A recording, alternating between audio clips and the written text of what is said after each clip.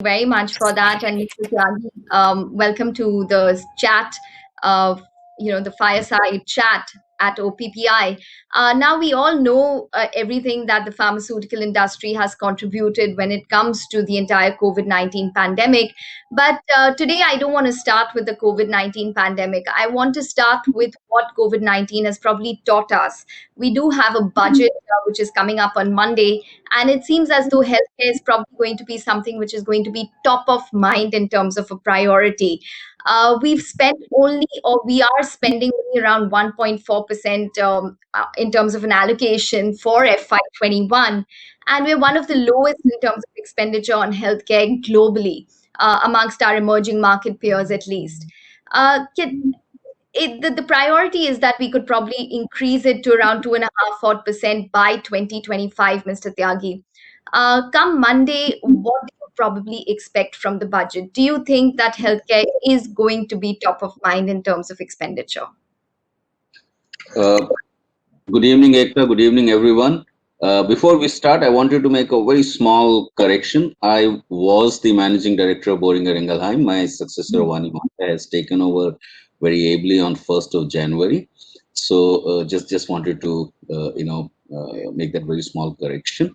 To your question, the expectations are indeed high that healthcare will be a very high priority, looking at the kind of havoc COVID-19 caused and the fact that the concerns around the healthcare infrastructure, the concerns around the fact whether the kind of even work conditions that our doctors and healthcare workers work under, the kind of pressures they were under, there is a huge amount of expectation that there will be indeed a much larger allocation towards healthcare. More important is where will that allocation go to?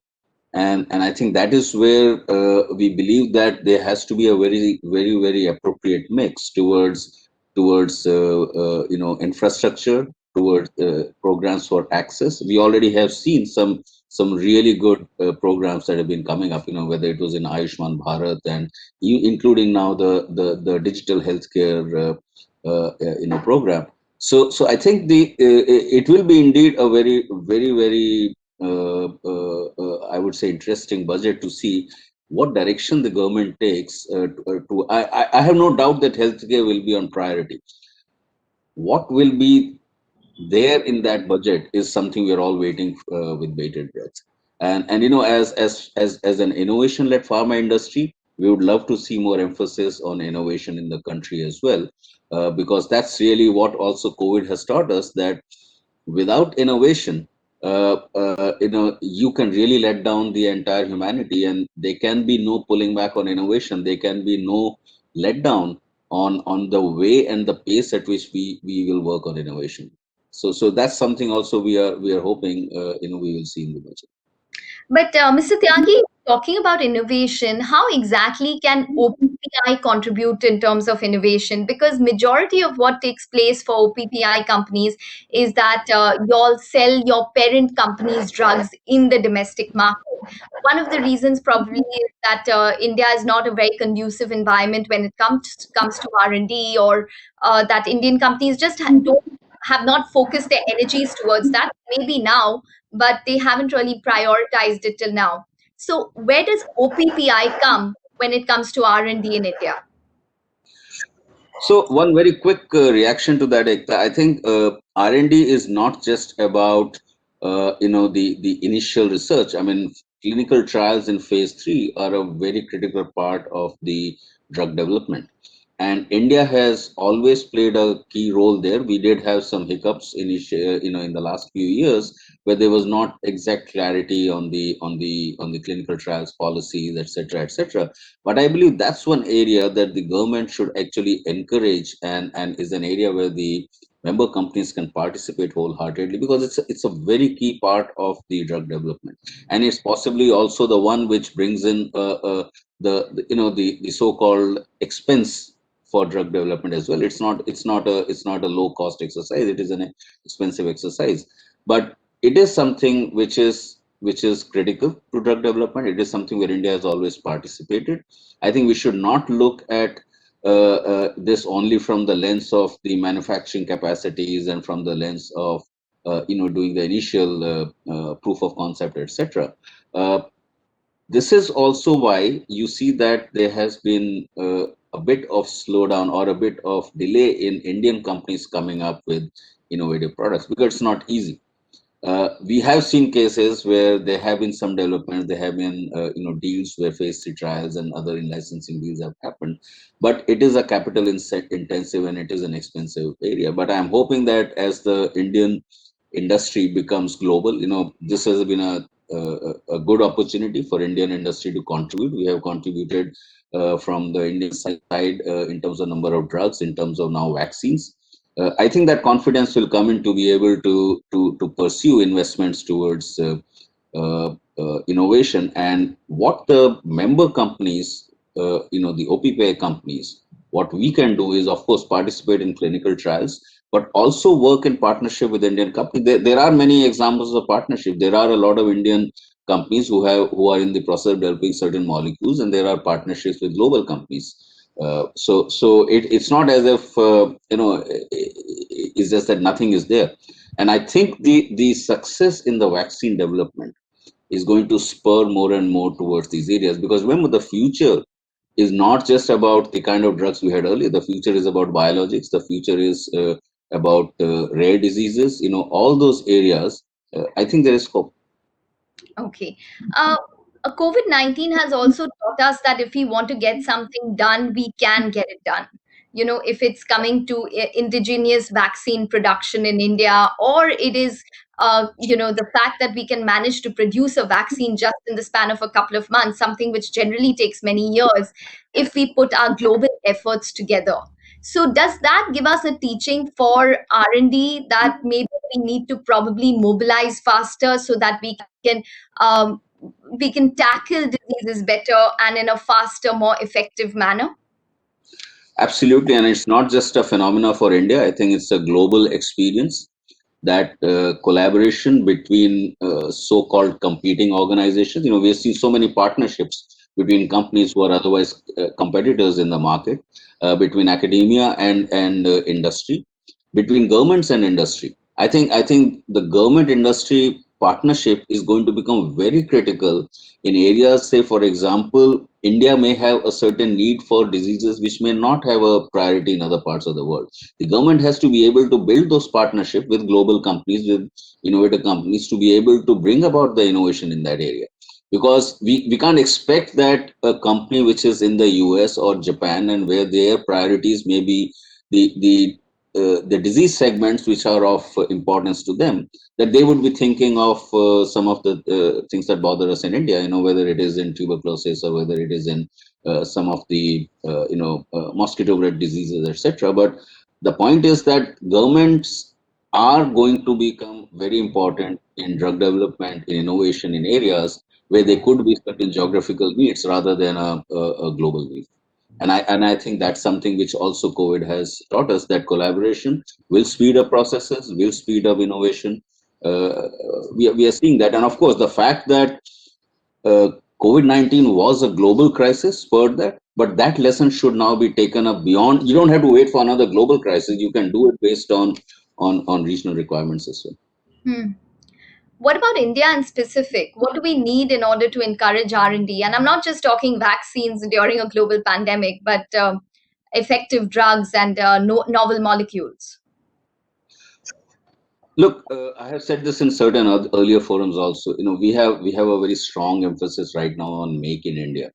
The belief that manufacturing is very critical to a country's progress. I think the thinking at the senior most levels in the government needs to evolve towards innovate in India, because manufacturing is subsequent to having innovated.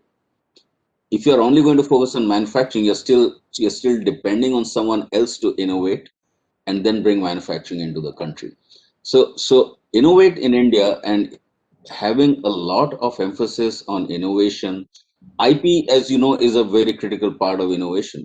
We have to be seen as a country which respects and which honors and which promotes intellectual property. Unfortunately, the innovation is required, but when it comes to IP, the image that India has still is that it somehow does not encourage IP. Okay, with after having entered into a TRIPS agreement, yes, we say that we have the laws and we respect, etc., but we don't seem to be encouraging it. There always seem to be some steps which come in between, which seems to say that there are more efforts towards discouraging or towards preventing IP implementation rather encouraging it wholeheartedly. I think if India has to evolve towards an innovation climate, we have to be able to embrace IP and intellectual property rights, because that's what really will encourage companies to do the innovation. Look at the number of patents Indian companies may file outside India, but within India, what are we getting? But that's also the argument, Mr. Tyagi, is that we sell the cheapest drugs in the world as well. And IP always requires some kind of cost management or cost control in order to make it lucrative for the company to be able to sell the drug as well or to innovate.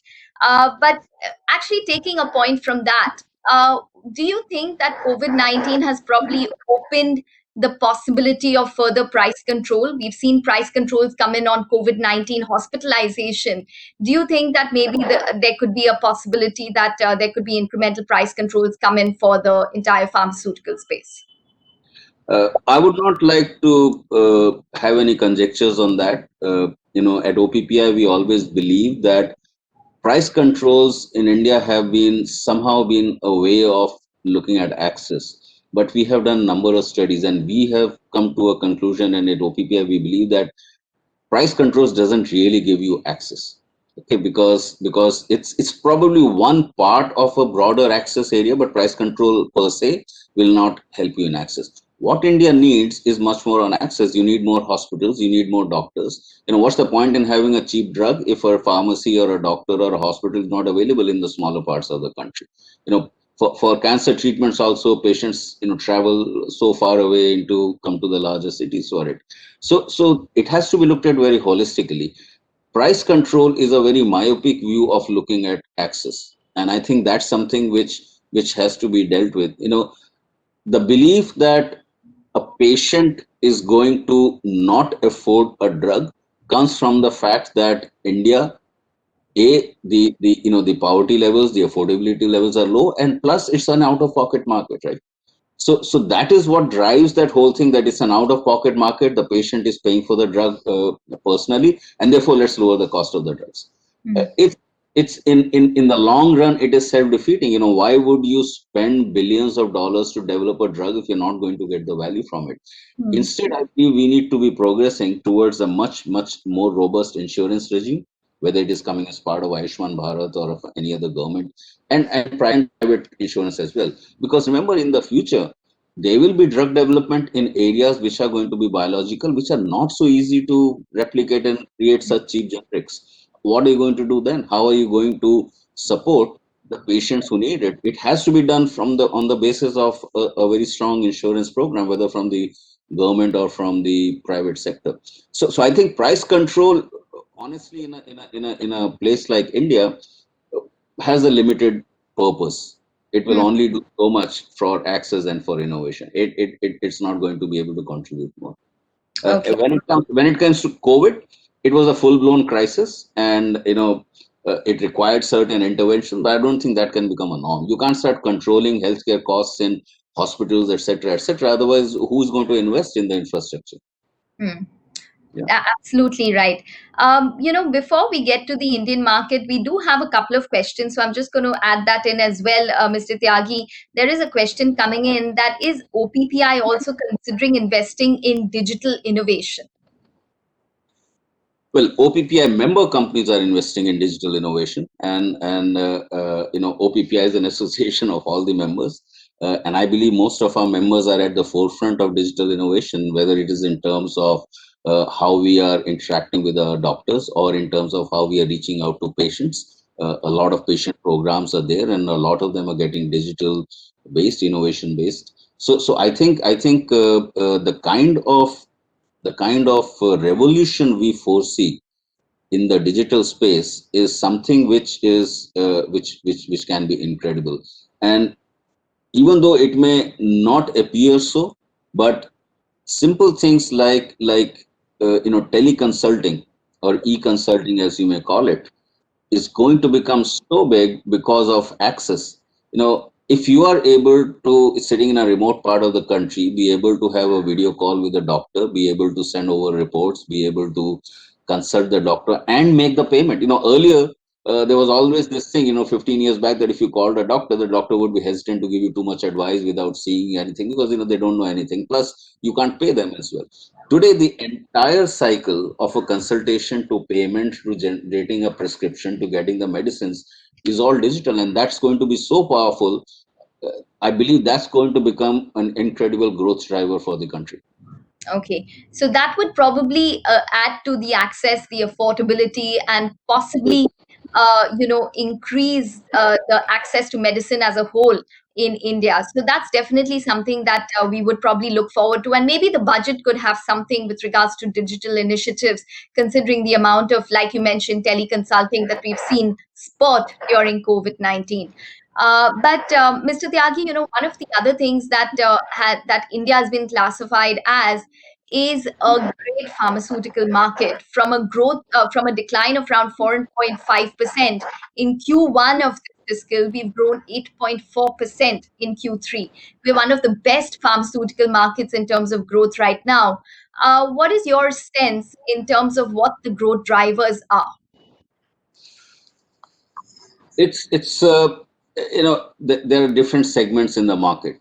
We know, for example, that the chronic segment has performed better than the acute, because till very recently patients were reluctant to go to the hospital. So in fact, that was one of the big concerns, even with the healthcare practitioners, that in a lot of acute areas, whether it was in terms of the cardiac areas or even stroke, etc., patients were hesitant to go in time to the hospital, and that was bringing down the growth in the acute therapy areas. But in chronic, it was being led by a lot of the well established brands, because doctors were able to prescribe that even on a digital platform without hesitation. And as now the patient footfalls in hospitals is coming back, with the numbers being so low now over the last 2 to 3 months, that is causing a recovery. Add to that the fact that there was a huge spurt, from what I have seen in data, on what I would broadly call as nutraceuticals, right? I think everyone we know has been consuming vitamin C and vitamin E and all kinds of multivitamins, including a lot of herbal products, Ayurvedic products, homeopathy products, and there's no end to the kind of what we call immunological boosting products that the people are consuming, and that's also very much part of the healthcare system. So it has got a huge fillip from some of those. These are a lot of traditionally well established brands in these areas, and if you see the multivitamin growth has been tremendous during this part as well. So chronic and what I would call as the nutraceuticals areas, or the immune helping promotion areas, they have been a big leader. And now I believe in the last 2 to 3 months, even the acute areas would come back. Patients are going back and visiting doctors. There's that confidence coming that we know how to keep ourselves safe. So I believe the market will recover very, very rapidly. And then you add the digital part of it, which he spoke about. I think that's going to give a new growth driver, which earlier was missing pre-COVID days. So So, so so it's my personal belief. I'm not speaking on behalf of all the member companies, but I believe that post-COVID, India's growth in the healthcare will actually be even better than it was earlier. so if we're doing 8.4% right now in this month, how much do you think we can probably grow? If we were to have the same conversation, same time next year, what would the growth rate be? Assuming that no new drugs will come under price control, I think we are easily looking at about anywhere between 12 to 14% Okay. overall. That's where I believe the market can actually go. Okay. So 12 to 14% growth in terms But of the. every individual company will have a different Yeah. projection based on their portfolio of products and all. But I think 12 to 14% is definitely feasible. Okay, so that the potential is 12 to 14%, Yes. and that's obviously with the caveat that there's no sort of disruption which takes place in the market. But we've spoken about the Indian market. How does that change in terms of therapies and strategies, say, for OPPI companies in India? What are you doing in order to probably cash in on that 12 to 14% potential growth? Look, OPPI as an association, we are an association of member companies. We do not discuss our therapy strategies, other things. Everyone is focused on what they do. We take what we would call as common areas for advocacy. We have always believed that the untapped potential in India is really dependent on the two things I have already spoken about: access when it comes to the government's policies, and a much better support for innovation. Because remember, the innovation products pipelines that our member companies have got are incredible. Over the next 5 to 10 years, there will be so much more innovation globally in areas which we have not even started looking at in India. uh, uh, and I'm specifically talking about oncology and neurology. These are some areas, as well as a lot of the rare diseases. I think we need to look at making these innovations affordable to the patients via access programs, like I mentioned about insurance and government programs. I think Ayushman Bharat needs to go into the Ayushman Bharat 2.0 and 3.0, where just apart from hospitalization, you need to be able to see OPD patients also being able to come in and play a role there. So I think the for OPPI member companies, we are really pinning our hopes that the government will take a lot of positive steps towards access, as well as towards making affordability for the patients come out of different ways than rather just focus on cutting down on drug prices. Okay. We have another question, Mr. Tyagi. At advocacy level, what role does OPPI or what role can OPPI play in IPR protection? Okay. So IPR protection is a core area for our member companies. The role we would like to play is to be partners with the government in making everyone understand that IP protection is for the benefit of the patients and so for the benefit of the country. There has far too long been this what I would call as a misled conception that IP means high prices. I don't think that's the case. IP is about an innovator also delivering to the public their proprietary knowledge and ability and whatever they have developed. Because unless you file your patents, how does the world come to know what you have developed? The fact that the innovator is actually revealing to the world what they have developed is causing that innovator to in demands in return say that let there be protection for my innovation for a certain time, because after that protection it's free for anyone and everyone to be able to do it. And this is the part I think that people miss out on what patents are all about. If you don't have a patent development, if you have so-called a secret recipe, how will anyone else know how to make it? We have heard for ages about Coca-Cola secret recipes, etc., etc. Uh, if you don't file patents, you are actually discouraging generics at the end of the day, because no one will ever come to know how it's going to be. And I think a lot of the value that patents and IP bring in is somewhere is missing in the entire narrative. And we would like to really work with the government to be able to say that IP is good for the country. IP is not a bad thing. IP is really good for the country, and IP is good for the patients also. Hmm. That's the kind of partnership we want to bring in, and along with our global colleagues and global partners, that's what we want to do.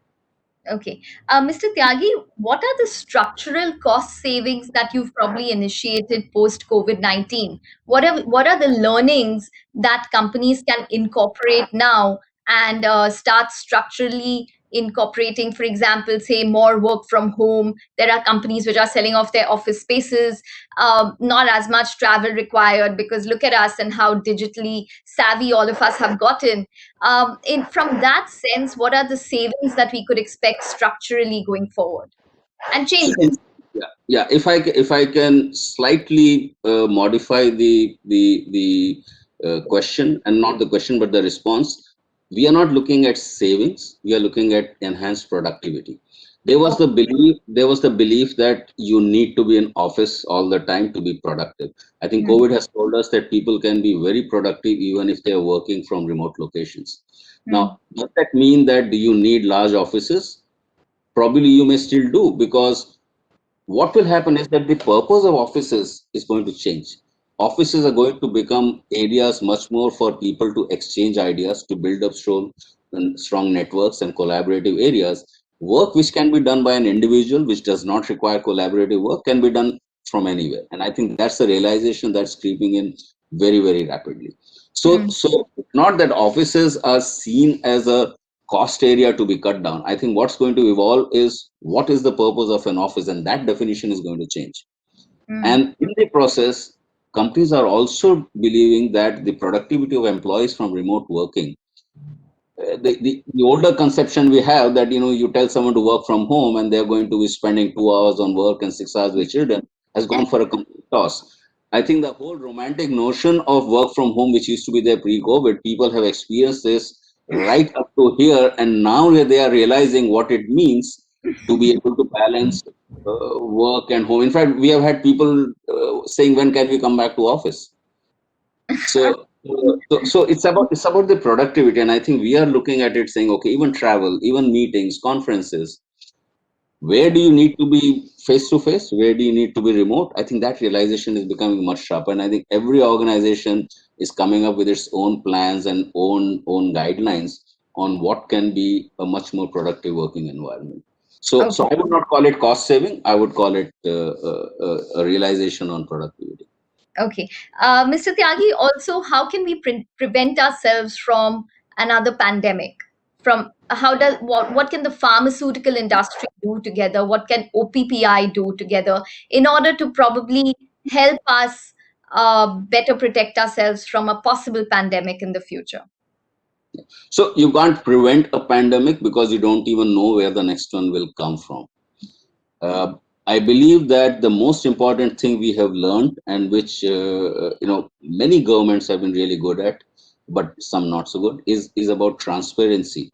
That Mm. if certain pandemic or if a certain disease is going to happen, what are you going to do about it? How are you going to deal with it?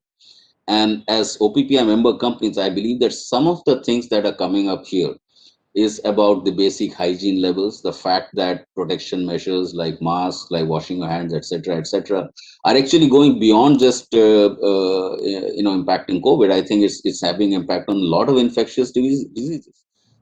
I don't have data, but I'm quite sure that during the period, lockdown period, and then even later, the transmission of common cold, of tuberculosis, of many such infectious diseases would have been under control.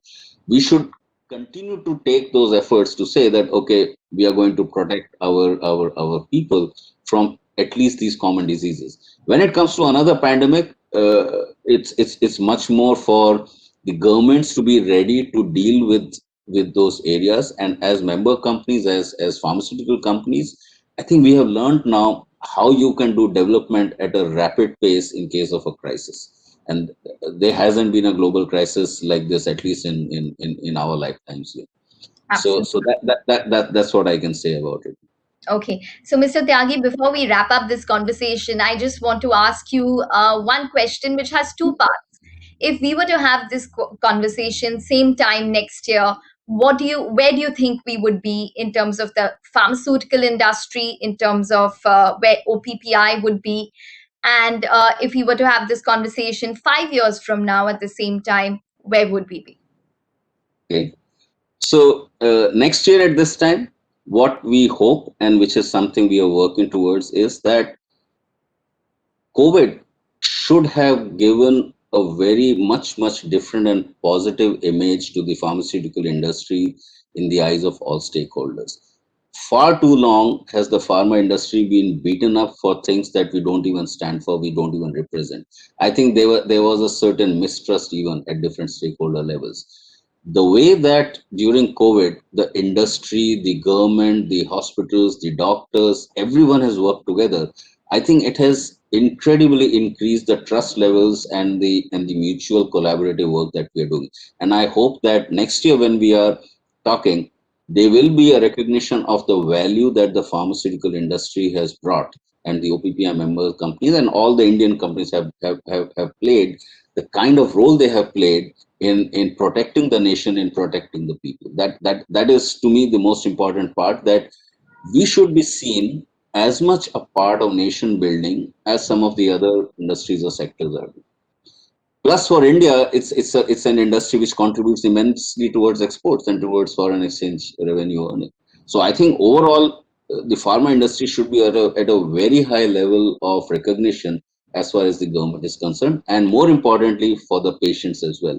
Patients also need to start trusting the companies, the doctors much better, because this crisis has shown the way that the entire industry has gone out of its way to manage supply chain, the way the chemists and pharmacists have literally, you can say, put their lives on line by keeping counters open at the peak of the pandemic when everything else was shut down.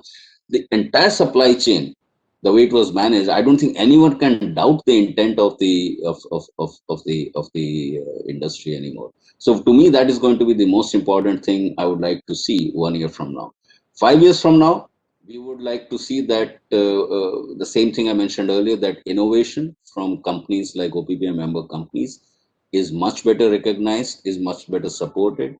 IP is protected and IP is supported. For me, that would be the most important single part point. And the second would be, we hope that in 5 years, the infrastructure and the access efforts from the government would have yielded very, very good results. And as a result, no patient should be turned away purely for want of access. Uh, you know, it's really sad when patients can't even reach hospitals on time, and because of that, there's so much damage done. And I think in the next 5 years, I hope to see a turnaround in that on behalf of the member companies. Okay. All right, Mr. Tyagi. On that note, I'm going to wrap it up. Thank you very much for joining in for this very fruitful conversation, and wish you all the very best. Thank you very much. Thank you, Ekta. Thank you, everyone. Have a great evening. Bye.